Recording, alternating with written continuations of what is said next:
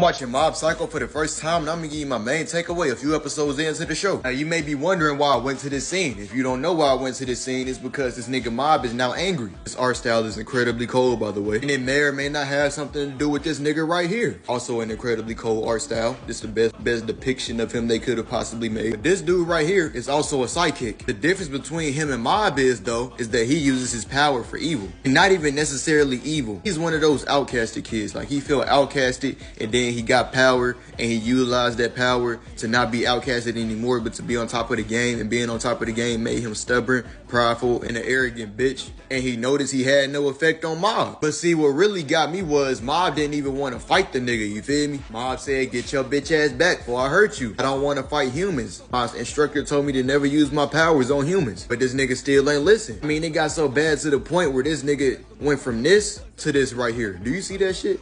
Do you see his actual hair? Oh my fucking God.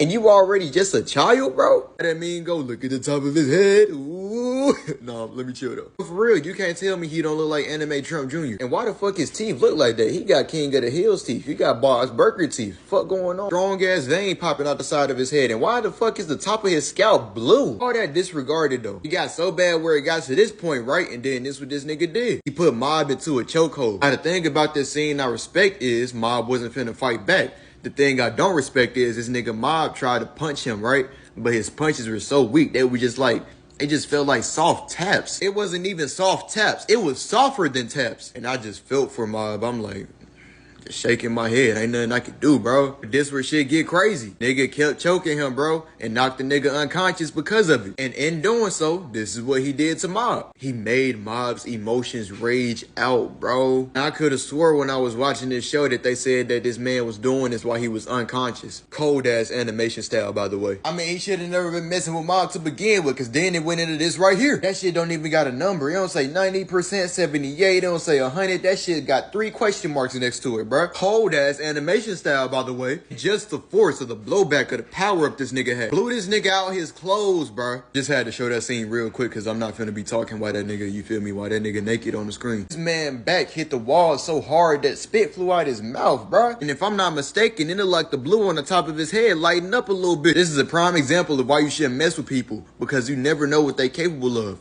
Leave niggas alone, and they won't bother you. Stay to your own business. Mind your business. And on that note, stay tuned for the next update.